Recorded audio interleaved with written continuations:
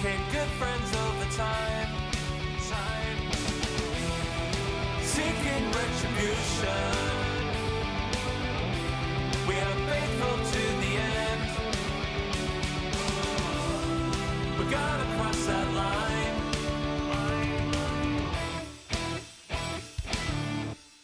Hello and welcome, WTF, the West Tigers Faithful podcast. We are now in our third episode. I'm Jared Reedy, and alongside me, well, he's above me, according to this Zoom call, is Mr. Joe McCord. Mac, how are you, buddy? I'm awesome, Reedy. Been hard at work all day, closing deals, wheeling and dealing, and now I'm ready to talk about some footy on Origin Wednesday. Origin Wednesday, indeed. I'm going to try and get this up before kickoff, pretty much. But you live in Brizzy, but you're a New South Welshman, aren't you? I am a Northern New South Welshman. Yes. So, that kind of, if you use Greg Inglis logic, it can go both ways. But I am a Blue. I go for the Blues. But I'm also a Tiger supporter, and the Blues don't seem to like Tigers. So, it's a little bit of a love-hate relationship. I completely agree about this stuff that a lot of the journalists have been printing about the fact that the Queenslanders care more about their state than they do their club teams, and New South Wales cares about their club teams more than their state teams. You are so right. I feel like as a Tiger, despite the fact that we've been underperforming for the last 15 years, that every single time that they don't pick one of our players, we think it's a conspiracy and that they hate us, when in reality we're just not that good. Yeah, that's true. But this Apposite Coruscant getting not picked thing, that's like, this is the first time where it's been like, hang on. Like, yeah. Selfishly, though, I will say that as a West Tigers fan, Appy has been playing busted. This gives him another week to get right. But in saying that, I think it also gives a bit of insight into how Madge wants him to play. Robson's service is excellent, and he does not scheme out a hooker. He's just going to dish the ball outside B. He's just going to be hitting blokes like Angus Crichton early. He's going to hit Luai early. He's going to hit Nico early. So that'll be good fun. Who is one player you are most excited to see tonight? oh, jeez. I don't know why, but Olaquatu. Oh, you stole mine. I don't know why. I just kind of feel like that he's the only player on the field that kind of is intriguing. Would have been maybe Dylan Edwards, but he's not playing. Yeah, now. similar. From a Tigers perspective, I'm keen to see how Jerome does. Yeah, I guess so. Last year he played without Nathan, but didn't really set it. He was okay. This time it will be rather interesting, but I guess we'll see how we go. I am in Sydney. It is ugly. It is cold and it is wet. That will suit the side that Madge has picked down to the ground. We'll move on to Tiger stuff in a sec. Give me your score prediction, give me your first try scorer, and give me your man of the match. Well, I think that Queensland win 22-14. Late try to New South Wales makes the scoreline look a little bit better than it was. I think man of the match probably will be, I want to say Grant. Yeah, Grant. Okay, so you don't think there'll be a try for a while because Benny Hunt's starting? Yeah, Grant will come on after like 20 minutes and slay. So, and I think that's sort of been his pattern in Origin. Like he goes bananas in Origin. So, it's a good point though. Might change my mind. I don't know if Walsh is super like Origin style fullback. Otherwise, maybe him. He's a bit like Billy, mate. I don't know if that's a. I don't know, but I have this vision of him getting like elbowed in the face and going off in the first 10. So he's an amazing player, Reece Walsh, but I would love that as a New South Wales and as a bloke who thinks that he's a. No, I'm sticking to Grant. Grant will be man of the match. I don't care if he's coming off the bench. He'll play. 60, he'll still play 60, and he'll play 60 bloody good minutes. Righto, I'm going New South Wales in a dogfight. I'm going 16-12. I've got Payne Haas man of the match, and first try scorer will be Joey Suali'i. Oh wow, that's what I'm saying. I'm saying plenty of kicks put on Tom Dearden's head. What's the over under on Tedesco slipping over though? Oh, they've suspended odds. As suspended odds. As the great man Hobbo said, that man hasn't asked that big. They need to put brake lights on it. Oh my God, he is packing that badonkadonk. Yeah, he's caked up. He is most definitely. Okay, all right, let's kick into West Tigers land. Before we get to Stefano Utoikamanu, we farewelled Jake Simpkin this week. He has left for the Isaac Moses Manly Sea Eagles. Me personally, I am disappointed that Jake didn't work out. I think that the pandemic plus Madge's inability to develop young talent really, really hurt him. But ultimately, with Appy on top of him and Talon de Silva snapping at his heels, I think it was in his best interest to leave, albeit a little bit earlier than I probably would have hoped for. I just think it leaves us a little bit more inexperienced and a little bit skinnier on the depth chart. How are you feeling now that Jake is he's in jersey 23 for Manly now? I think Jake's going to kick on and be a pretty good player. I think Jake's a little bit more talented than Little, and Little's kicked on pretty good in a bad team. Jake's gone to a better team. He's gone to a club that doesn't really have a dominant hooker. So I think he'll get plenty of opportunities at Manly. I expect good things out of him, honestly. I thought like he showed good signs in limited minutes. The fact that he was getting such limited minutes though makes me think we're probably not really going to miss him. Like touch wood unless Appy, gets hurt. But like as long as Appy stays healthy, I think Jake was pretty much going to be playing 10 minutes off the bench maximum all year. And they've been playing Talon in that exact role in New South Wales Cup the whole season. So he's definitely primed for a good solid 10 minutes stint off the bench. Yeah, I think you're right. My thing with Jake is that player managers effectively run this game, and Isaac Moses obviously has his claws very, very deep in Manly, but he also has one particular client that is very important to us, and that's Mr. Lachlan Galvin. I think from what I can tell, Jake was on 400 grand this season with us. That's a lot. That is a lot of money. I think Adam Hardigan did that deal in 2021 after he debuted, made 50 tackles, looked at home, and paying on potential definitely, but ultimately was a reflection of what they thought he would be worth in this day and age. But the NRL financial year runs November to November. It is now June, so I think it'll free up around 180,000 in the cap. It would not surprise me in the slightest if we front load and we give that money to Galvin for next year. That wouldn't surprise me. Are you of a similar mind? Yeah, I mean, I haven't really put all that much thought into what we're going to be doing with the money. That seems like as good a reason as any. I'd prefer to like have a throw up the stumps on like a mid-year out of favor player somewhere else, so that we look a little bit more, we look a little bit less ridiculous, like running stains out at center. Like surely we can just go and like, I don't know, pick up somebody who's off contract this year, mid-year, who's playing reserve grade somewhere else or something. Like there's got to be somebody out there we can draft in on that 100K for the rest of the season type deal. Yeah, man, I couldn't agree more. They need to give that some serious thought. I don't know. I don't have any names for you, but yeah. A bloke that we brought up last week was Gerald Skelton. Oh yeah, he is off contract, isn't he? But he wouldn't play center. No. Yeah, I suppose you're right. Well, he might be probably better at centre than Staines. Yes, that is. Yeah, well, that's right. He did start play when he first converted from Union. He started playing in the centres, but in saying that, he is a winger. But I did see the Stafford Tower is back running, so hopefully that helps. And Fainu, the photos of Fainu up online now. So he's back training. He's come back from like hammy rehab or wherever the hell he went.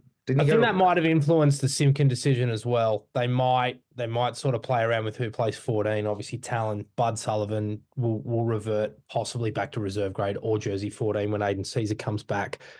They probably thought it was an opportunity to free up a bit of cash, but whether or not it's used this year or next year, I'm not too sure. I think all West Tigers fans were hoping for a swap, but I think everybody knows by now that just does not happen over at Concord. Moving on, Stefano Utoikamanu and his manager Daniel O'Loughlin received an email last week with an offer from Shane Richardson. 5-year deal, $4 million total, averages out at $800,000 a season. Sorry. and approximately 7% of the salary cap if you really want to get technical. First, I'm just going to ask you, is that overs? Yeah. If you're 14 of the other clubs, but if you're the West Tigers, it's probably value. I think you're Especially right. considering we don't really have anyone else. Like, imagine if he walks. Like, what do we got? Jordan Miller starting prop 2025. Well, it's also a reflection of the market. There's nothing out there.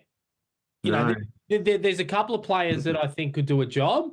Don't get me wrong, but in terms of quality middle forwards that have proven they can be an enforcer in first grade, don't get me wrong, Stefano doesn't do it regularly.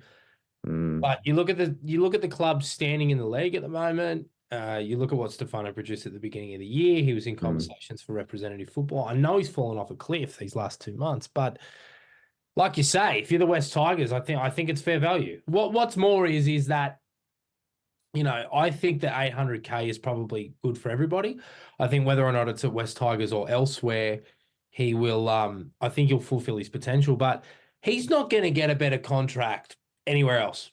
The way I see it, he might agree. go to a better club. He might get more money, but he's not going to get $4 million over 5 years.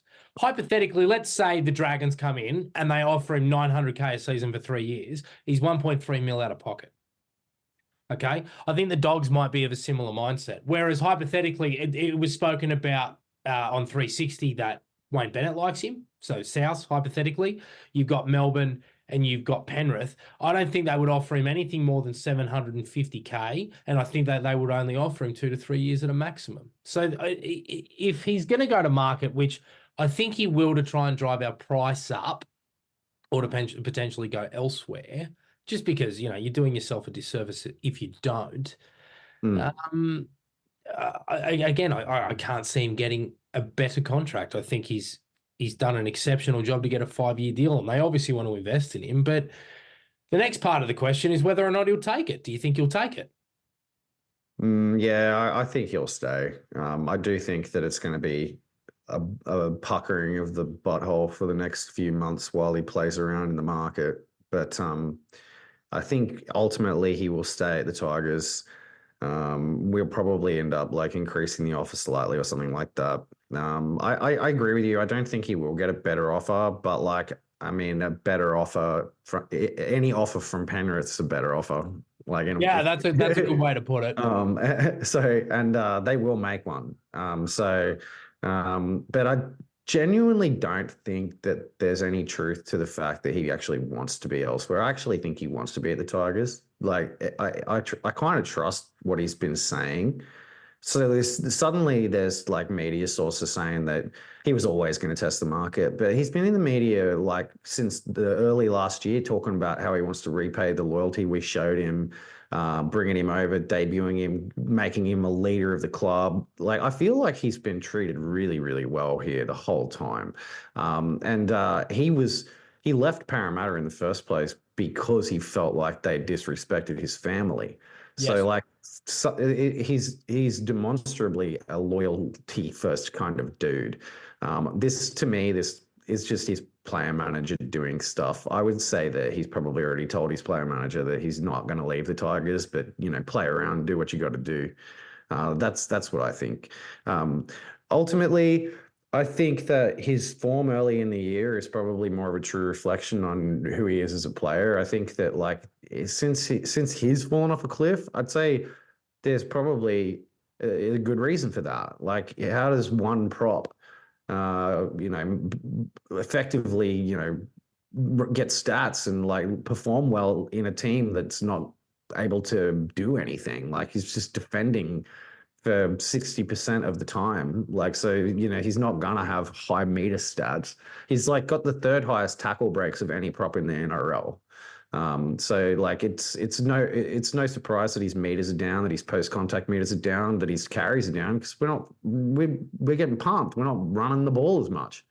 So I think he's one of the few props in the game that you can trust reliably. At least once per game, he will run at somebody and put them on their ass. There are not many people who do what he does. One thing that I will say he needs to improve on is his ability to continue after he does that, to actually like turn those amazing plays into maybe a line break or like an offload or like just bending the line more instead of just busting somebody up and then just getting tackled. But that will come. I think he's a great player. Yeah, man, I think you'll get there too. I think you're right. And look, you said it. He's wanted to repay the faith. He sees the vision that the Marshall has sort of laid out. We've signed Jerome. We've signed Sania. There's some good players coming through, and there's a core nucleus emerging that currently sits in first grade. We just need to build on that, and we need to sort of hollow out the squad a little bit and add some experience, of which I have no doubt Shane Richardson is doing. Look, I don't want to stay on this much longer because you hit the nail on the head. I think that he probably will go to market. I think he's going to try and milk out a bit more. I think he's going to, dance around a little bit. Whether or not he likes it or not, his manager will do that. And I do think that he will stay here and he will invest. Am I worried? I am worried because of these last 8 weeks. And obviously with his name up in lights for representative football and speculation about his future, I think that's affected him. But this is also a learning curve for a young man who is still learning his trade and is nowhere near hitting his peak. And when that man does hit his peak, I'm fairly sure that $800,000 is going to look like a bargain. Yeah, I'll just add to that. Like, I think that it's easy to forget like that this club really does have like the most impressive pathways, talent, like I can remember it ever seeing. A heap of losses in a row, but that doesn't mean that like that laundry list of players that are 21, 20, 19, 18, 17, 16 aren't what they are. And everybody at the club knows what that is. Like the players at the club, the coaches at the club, they know what's coming. These players that are coming are next level. Like this is a Penrith dynasty that's coming. Like it's crazy. I like literally printed out the list and just looked at it. There's like honestly about 60 kids from 21 down that could all make first grade. That's crazy. Like if you did this looking through our pathways 2 years ago, it'd be 10. Like it's gonna be more. It'll be amazing if they fail to actually create a genuine top 17 of like quality kids out of these. And the reason I mention it is because somebody like Stefano, like, okay, maybe he might like be enticed to go to Penrith and compete for a comp now, but like he's not going to leave here to go to the Titans or to go to the Dragons or to a club that's also, like going to be basically just promising that in the future they're going to turn a corner when he knows the Tigers are gonna. Like he's going to have that belief that if he's going to be here if he's going to be going to a club based on promise, he's already at the club that he needs to be at. Like there's no prop under the age of 20 in the NRL that's better than Samuel Fainu or Jordan Miller, and we have both of them. It's a big call, but we can be biased. Who name one? Bentakura. Yeah, I don't think so. Like, I mean, Bentakura, how old is he? He's 20 this year. Yeah, okay. All right. Well, I'll give you that. But anyway, pretty Let's close. move on.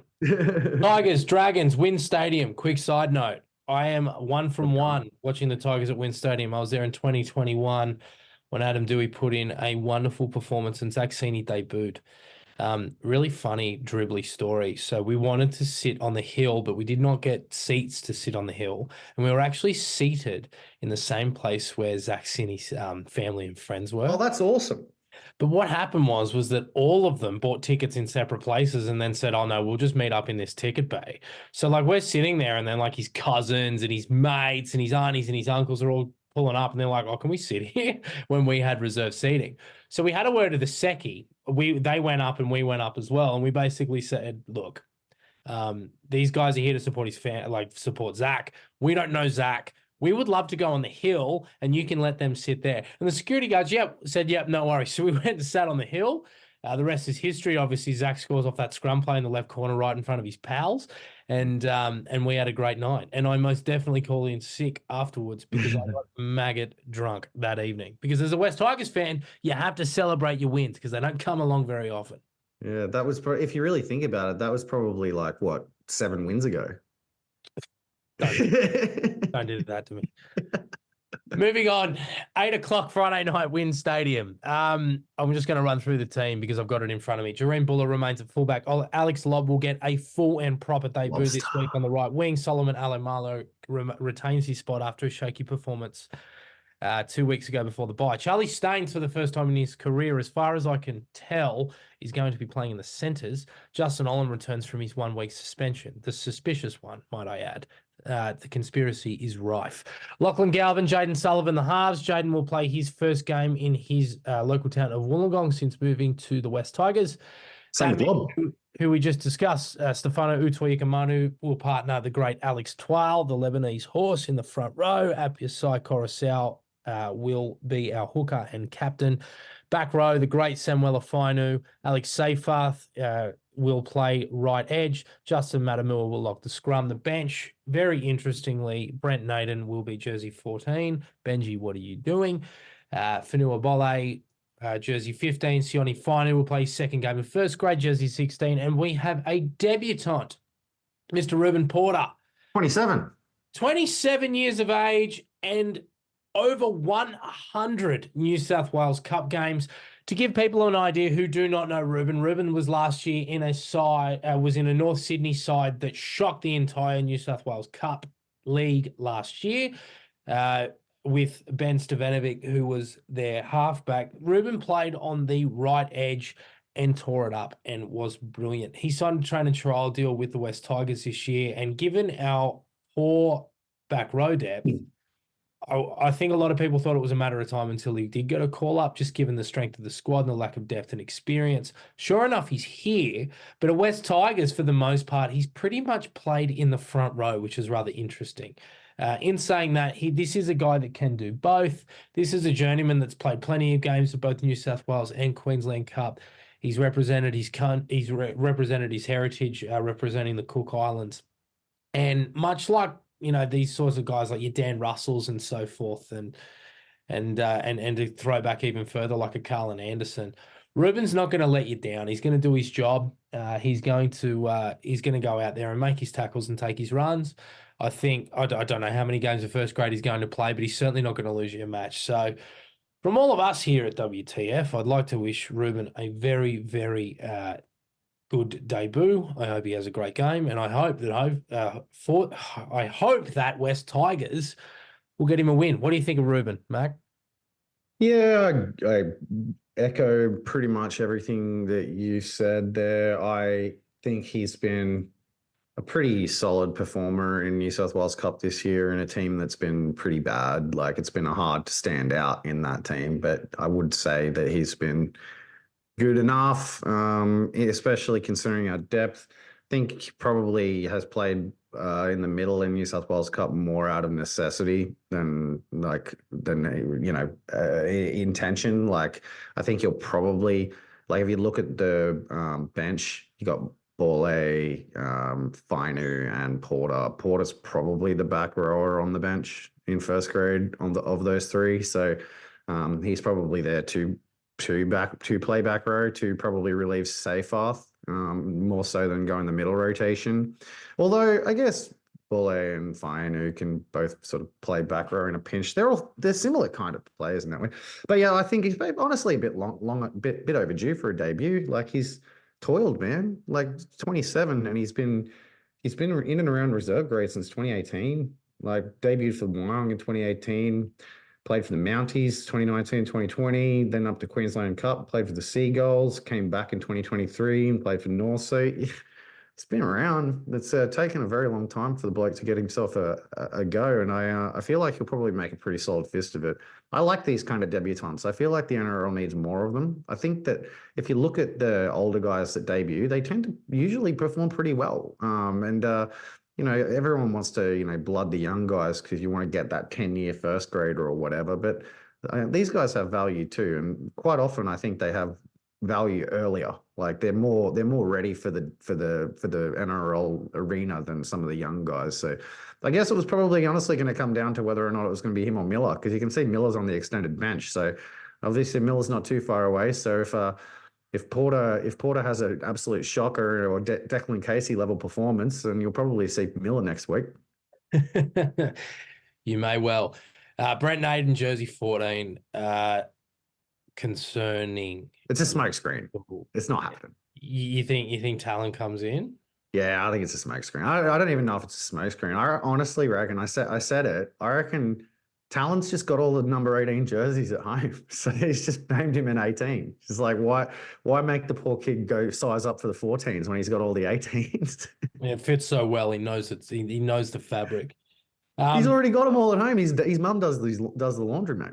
I'll come out and say that if Brent Naden plays, he'll look like a superstar. He'll do something. He'll come on the field. He'll do something wicked, and you'll sit there and go, "Where the fuck was that?" You know, for all these years. I think that the interesting thing about Naden being 14 is that it's Staines in the centers as well. So to me, it like kind of looks like Naden's there in case as insurance. Yeah, in case Staines isn't gonna which if that's the case, like if Benji's named Naden there because he's worried Staines isn't gonna perform well at center, I feel like he'll probably change his mind by Friday. Like, you know what I mean? Like by Friday, he'll probably have Naden in the centers and Staines back on the wing and Lob on the bench or something like that. Yeah, that wouldn't surprise me either. Let's talk about Charlie Staines and furthermore the right edge. Shout out TigerCast on Twitter, one of the great accounts. He said this week that we have in first grade, would you believe it, a right edge of Alex Seyfarth, Jaden Sullivan, Charlie Staines, and Alex Lobb. And they will come up against a left edge for the Dragons of Kyle Flanagan, Moses Sully, Luciano Leilua, and Matthew Fionney. Yeah, the Dragons' left edge is the edge that absolutely smashed us to pieces in the trial and the first game they played against us this year. So, like, if you're going into this game, like, you'd be worried about their left edge. So what do? You go and, like, put together the world's worst right edge. It doesn't make any sense. No, it doesn't. Look, we've seen what Charlie can do up against a bigger man, namely Mike Acebo. He can sometimes contain it, but making reads in the centers is an entirely different kettle of fish. You got to make decisions quickly, and he is quick, but for the most part, I've never seen him defend one in. So, Sully and Sevo are on a different level to each other this year, man. Like, yeah, you're so right. Look, I expect Ben Hunt to play. I think that he'll probably only play 45 to 50 tonight. I'll be surprised if he gets through anything more than that. No, I expect Jaden Sewer will likely play via the bench, and Zach Lomax, I'd say he's pretty likely to play as well. I don't think Lomax will play because I feel like that. Yeah, I feel like Lomax is going to play 80 tonight, 2 days back up. I feel like the Dragons have decent. Like Lomax is not going to be there next year either, so they probably want to see what they're going to get out of the young winger. So like Sione, what's his name? Finau. But Finau, yeah, not Finau. Zach has been playing right center of late because Jack Birdie's injured. So true, yeah. that's also something to consider in which Max Fionney would drop out. Yeah. If there is going to be points for West Tigers, it is in their 2 wingers, both of which are 194 and 196 centimetres respectively.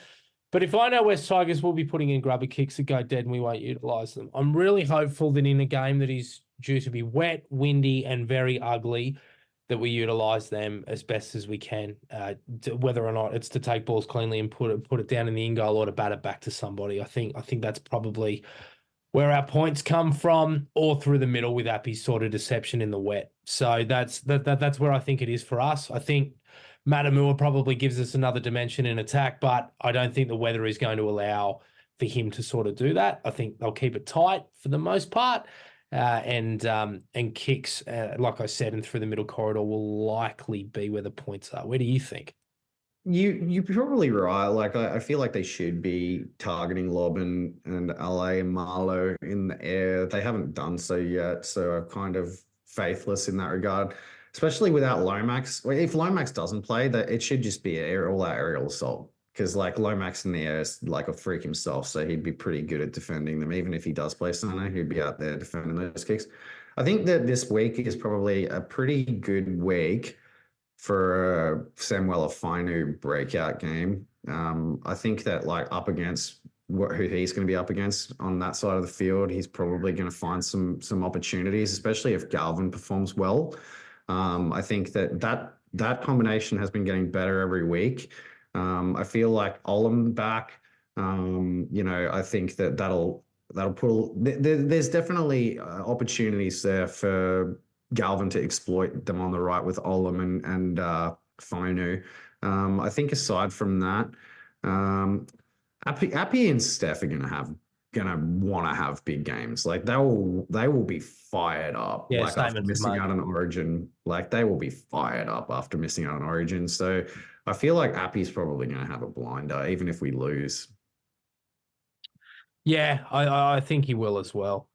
He's a pretty cool, calm, collected type guy, but I think that would have stung him a little bit. I know how much he loves to play for his state, so I would say that will likely affect. All right, well, with that, give me a prediction. What's your score? Tough, eh? Like I haven't really thought about it because like we've lost so much, and I've said that we're going to win so many times. I'm a little bit remiss. Like if we didn't have Staines in center, if we even had like anyone else in center, I might actually pick a win here because the Dragons are pretty miserable, and they'll have they'll either be missing stars or they'll have them back in them. So like this shapes to be maybe our like best chance for a win, for the rest of the season. Yeah, Really, like are we gonna come up against them side? But that being said, win. Dragons obviously play better down there, but the Wet, we're leaving it up. It's going to be a coin flip. Draw, maybe. Like, I think the Dragons will probably beat us in a close one. It'll probably be one of those ones where we have like a really unfortunate like meltdown, last minute BS thing happen, soft whistle bullshit or something like that. So I'll go Dragons probably beat us like 16-12, something like that. okay. I've got the bye helping us. I'm gonna say 20-10 West Tigers win. Oh, I hope so, man. Like I mean, I've been trying to Oracle win, so maybe I'll reverse jinx them by picking the Dragons this week. Maybe that's what we will reset it and everything will be right with the world. There were two teams that played, two teams affiliated with West Tigers Pathways last weekend. We'll get the bad one out of the way first, and that was our State Cup side. They lost 30-8 to the South Sydney Rabbitohs, who are deplete. Yeah, not a good side. In the State Cup at the moment. As always, I'll read off Jordan Miller's stats. He only had 35 minutes this week, but I think that's 35 minutes 2 weeks in a row. So maybe that's where they've landed on, and that's where they want him to build from. Yeah, 8 runs for 84 meters, so well over 10 meters a carry. Well done, Jordan. 36 post contact, 1 tackle break, 1 offload, but 18 tackles made, 3 missed, 1 ineffective. And what I will say is that the offload that he had led to an error. It was a drop ball, probably not the best thing to do, and he did have a couple of errors in him as well. That said, Jordan is always willing. He's always working his backside off to try and turn results and fortunes of this team. But ultimately, Mac, it was a pretty miserable day for the West Magpies in both scoreboard and the weather itself. Yeah, it was a tough watch. Miller did play 46 the previous week, so it was 10 minutes down, and there's a good reason for that. He did not handle the wet. He's not a mutter, that's for damn sure. Like he was a different animal. Like he visibly looked like a dude who was trying to find shelter. Like he's out on the field running around like he was like doing these ones, like he like looking like a dude who was like wishing he wore a raincoat. Like it was funny. Like I very rarely have I seen a dude who.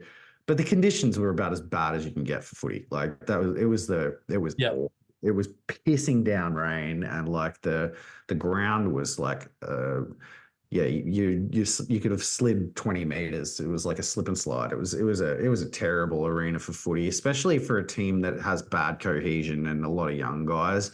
But yeah, not much to write home about, I'm afraid. I think that like The same. It was sort of the same kind of themes, the same kind of players played all right. Jay Kirk, I have to shout out. He's a tough little fella, but he must have bird bones because like every time somebody touches him, he gets just belted. Like He's a regular hard worker, man. regular NRL tackles on him look like brute big hits, man. Like he gets belted, but he gets back up every time. Like I definitely think he's a tough kid. Solomon Sakaru, probably, he's sort of gradually getting to the point where we might start seeing him on extended NRL benches, I think, especially because he's top 30 next year. He'll get blooded eventually, and he's performing pretty well in New South Wales Cup each week so far. Obviously, only 2 weeks, but certainly doesn't seem like he's out of his depth there. I think Luke Laulili didn't end up playing fullback. He played, I think Wilson. No, sorry, Wilson was named at fullback, and Laulili. That's the one, yeah. That's right. Laulili played fullback. He didn't have a great game. Again, since he came back from injury, he hasn't been the same. Like he's sort of taking a bit of time to get himself moving, I think. In the pack, it was pretty bad. Broadalow was a shining light, mate. Yeah, you liked him? Well, yes, and to give people an idea, I'll back it up with statistics. 11 runs, 118 metres, a try assist, a line break assist, one singular tackle break, an offload, and defensively 32 tackles, one missed, three ineffective. He looks really, really good. I'm not saying first grade. But the thing with Lachlan is that Lachlan's never been exposed to a train and trial through a preseason. He's never really had any time in an elite NRL setup. So imagine what it's going to be like if hypothetically we do put him on development and he gets a full preseason with the NRL side. I think that he goes to another level again.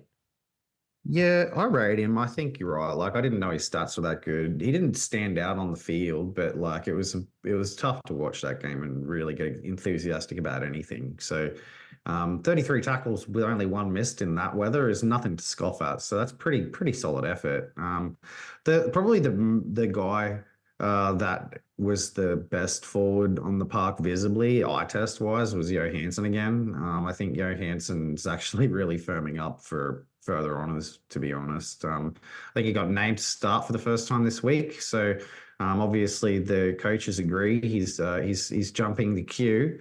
On Broadalow though, like I think he's definitely sort of taken Sione Vaihu's role in the development. I think that they thought Vaihu might be a bit more progressive because he was in the NRL trials in the preseason, started the year in the New South Wales Cup, and they've switched positions. So I think you'll probably see Broadalow. He'll stick around, and he might not, even if he doesn't get development, he'll definitely be training with the NRL team in the off season. I guess further to that, I just want to shout out Asu Kepa Oa, who is, on a Mitch Moses level of tank. Like this dude clearly does not want to play football for our club anymore. And if somebody should have been released mid-season, it should have been him. Like, what are we doing? Like, why is he even here? Like, he's had a gutful, hey? You can tell. He's not even, young Zachary Clark, pretty forgetful debut. He didn't get too many minutes, and when he came on, he missed a couple pretty bad tackles, but debut. We'll chalk that one up to practice. Aside from that, it won't get any easier for young Zach this week against Canberra, but we'll preview that later. But look, at the same time, I remember Latu Finu had a debut to forget for Blacktown when playing. So these are interesting times, but that's okay. The only other one I want to shout out, it might be a bit of a weird one, is Noah Ryan. He's getting better every week, man. Like he's at first I thought he was terrible. Like his debut, I was like, who is this Group 6 hack? Some dude that plays reserve. Go easy on Group 6 hacks. Some dude who plays reserve grade in Group 6 be better than him. But he's actually pretty good. He's pretty good kicking game. like his kicking game is great.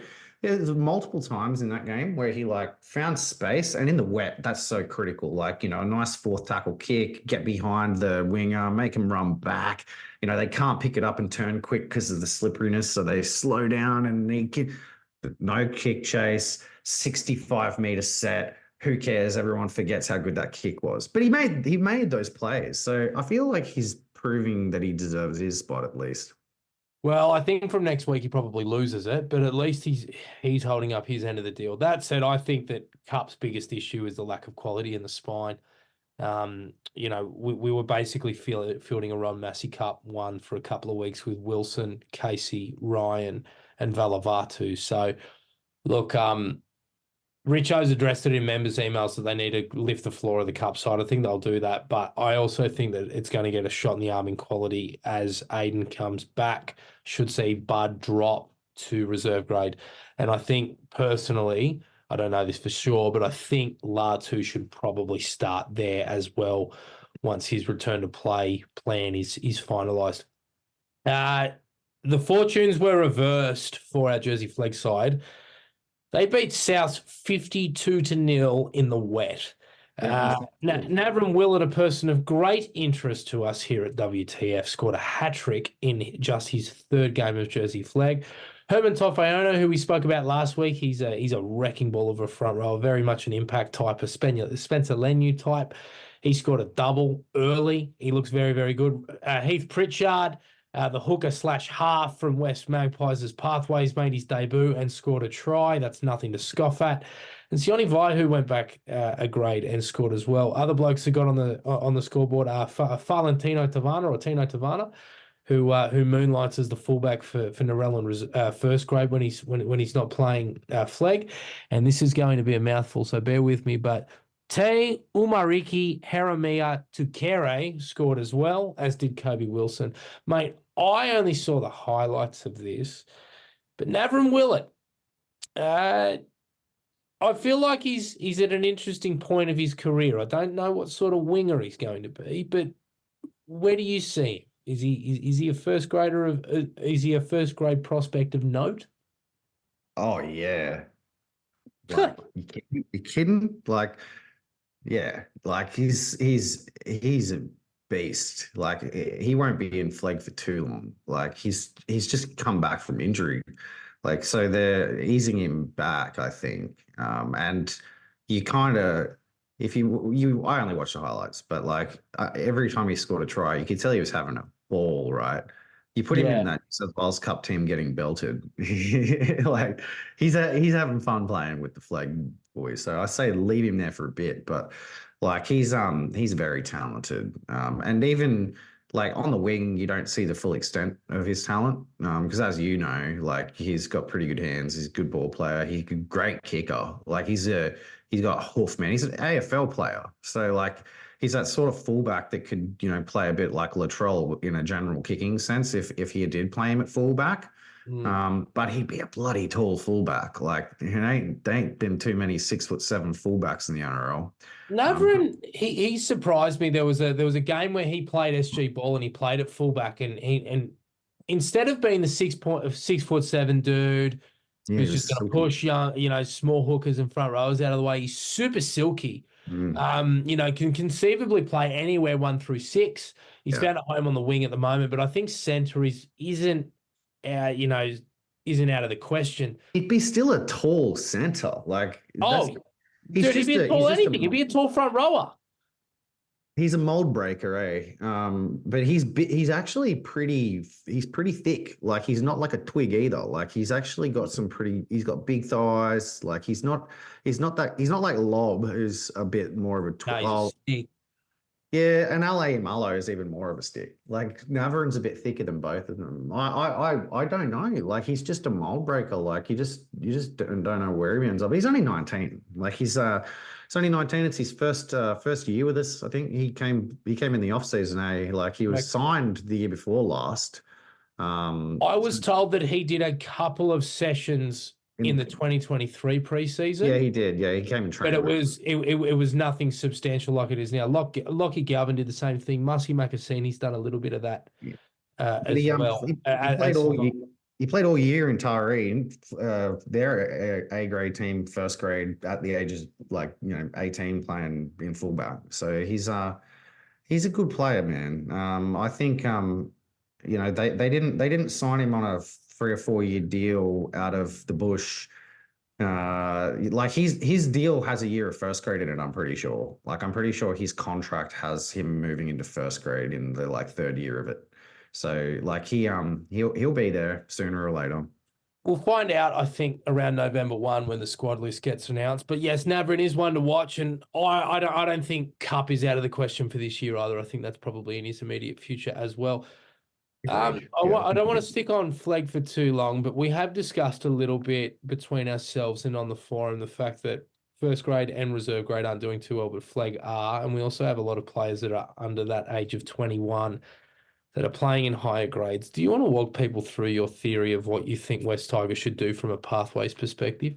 Yeah, for sure. So right now, like the New South Wales Cup team have not got enough quality open age players to really compete. And about 8 of the 17 that they named last week are Flegg eligible players. And that's not even including the Flegg eligible players that were in first grade. So the week before. So they held out Matamua and Sam Weller and stuff like that. They really probably at this point should just put all of their talent in the Flegg team and let the Flegg team just go bananas and win the comp, because they could. The Flegg team that they're running out is our Flegg B team, and they're winning 52-0 in the wet against South. Like if we ran our Flegg A team out, we'd be right there with the Raiders. Like we're playing the Raiders this week, and if we win, we go to equal first with them, by the way. So our Flegg B team is right up there. So you imagine you drop the Luke Lauleles down a grade, you drop the Heath Masons, you drop Lachlan back, and all Broadalow, not Galvin. And you really just aim up and take out this Flegg comp. Then they're all going into preseason having succeeded, having had a great year, built combinations with each other, won games. They're all high confidence heading into the preseason. They hit the off-season training with the NRL squad and the New South Wales Cup squad, because obviously not all of them will come to the NRL team, but and they're all in high spirits, and they all know how to play together, and they're all they'll lift the vibe of the off season. Whereas everybody, all the New South Wales Cup and NRL players are going to come into the off season oh, another shit, yeah, oh great, back into the grind. Obviously Jerome and Taruva will show up and hopefully fix that. But yeah, I feel like if we can really stack the Flegg, it'll be a good thing for them, and it'll be a good thing for the culture of the whole club heading into the off season. And I would say if they did do that, I reckon we would be almost impossible to beat in the Flegg. The other part of it, the flip side, and this is probably the flip side that I think Shane Richardson has taken and will continue to take, is that you want to expose these blokes to get to playing men as quickly as possible. I know what you mean from a cultural standpoint, but at the same time, exposing them to playing against men right now and getting used to the physicality of it, not necessarily focusing on results, is arguably a better way to develop players from a personal point of view. Do you have a way to do you have anything to sort of counteract that?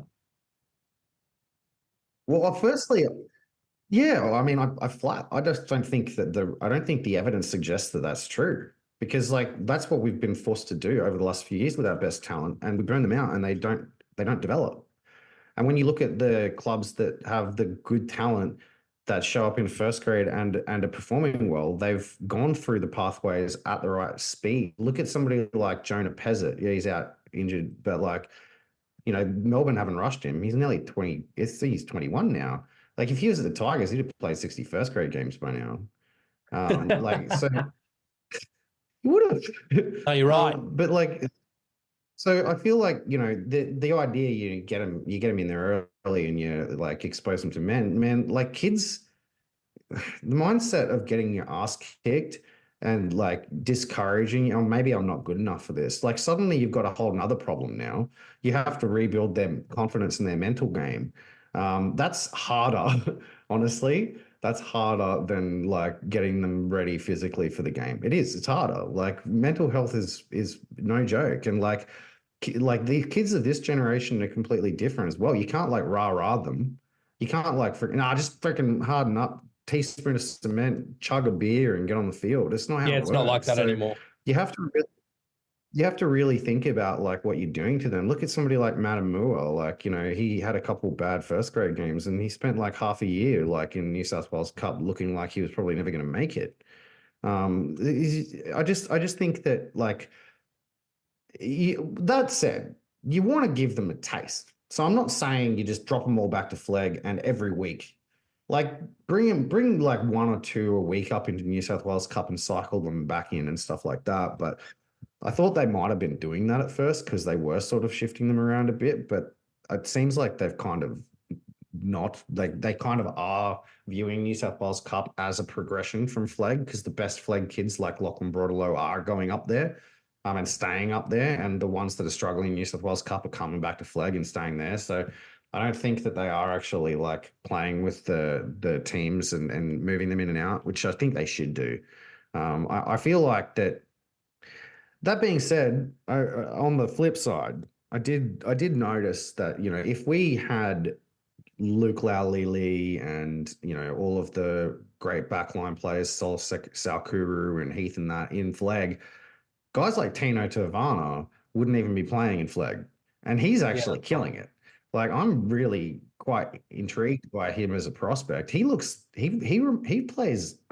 I thought Buller was a one of one in the way he plays fullback, but Tino Tavana is a very similar type of fullback.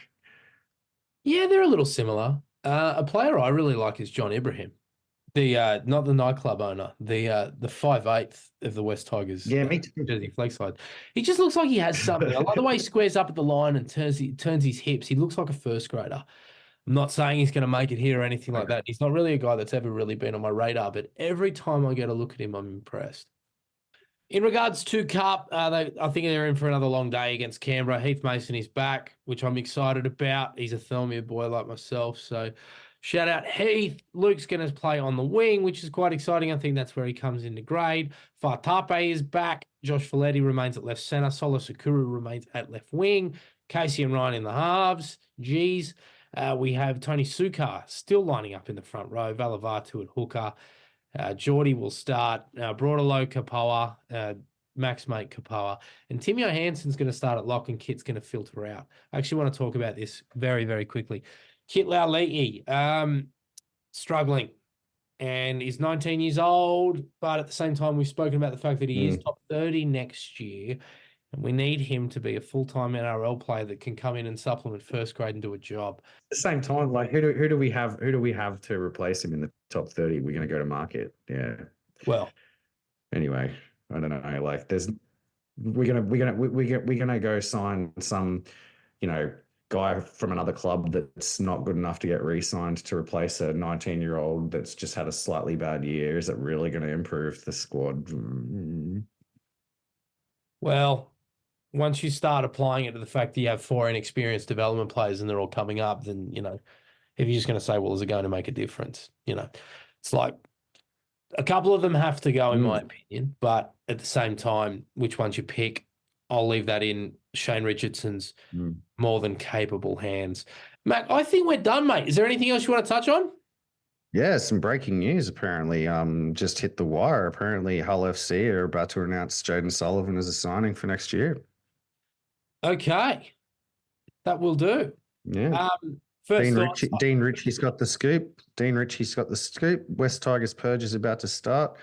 Reports out of England state new Hull FC coach, New South Wales assistant John Cartwright is about to sign his first NRL player, West Tigers 5'8", Jaden Sullivan.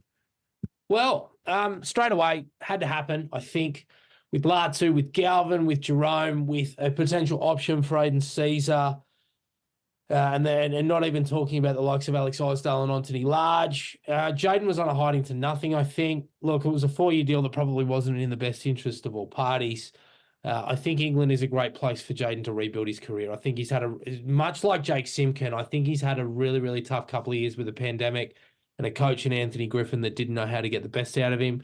He sort of jumped between first grade and reserve grade, played a bit of hooker, played a bit of 5'8". I think he is a 7. I think he can be a 7. I know we differ in this, but I think in England he would be a wonderful on-the-ball running 7. And it would suit his game down to the ground and allow him to build confidence and come back and have a reasonable career in the NRL. So, look, while these reports are unconfirmed, I think that it might be in his best interest. It's just whether or not, because I heard on 360 last night, the great David Riccio, who has blocked me on Twitter, so I can't even reach out to him and ask this, he reckons that Mario Tartak has completely shut it down. In saying that, hopefully John Cartwright, the future Hull FC coach rolling out the red carpet to Bud, is enough for him to think maybe it's the right idea to go and rebuild my career in England. Have you got anything on that beyond that, mate? Yeah, it looks legit. Like I don't. It's got the tone of an article that has like first-hand confirmation. The way that Dean sort of put it out there, I'd say he'll look like a bit of a goober if it turns out to be false. So, but no, I agree. He's the biggest goose of all. No, I think you'll find this one's true. You're right. I think Sullivan will go well there. My question is, if he's signed there for next year and we're cutting bait on players mid-year this year, does he just head over there in a couple of weeks' time? Well, makes you wonder. But at the same time, I think given Latu's hamstring issues, I think he needs time to build up. I think with no Simpkin, we probably need somebody that can play hooker at a pinch, and I don't know if Talon's ready. I'd prefer we hold on to him, but at the same time, I can see the idea in letting him go mid-season. That said, I'd prefer we didn't. How do you feel about that? Well, I mean, if they're willing to take, 300 of that 600K off the table, then, for the same reason, the 180 that we're sparing for Simpkin is valuable, then 300 is pretty valuable, isn't it? Well, that's right. Look, I think we're going to have to chip in freight regardless, but it does free up a roster spot. It allows us to reconfigure the roster again, and it probably allows us to keep Aiden Caesar, who I think would be a wonderful backup half for us next year, to cover if injuries or if Jerome plays Origin. If Lachlan Galvin plays Origin. Which he will. We know that. Oh, yes. Yeah. So any of these things are possibilities. Because West Tigers players always get picked for Origin. We know that. I hear that. Anyway, Mac, I think we're done. That's it. Go the Blues. See you next week.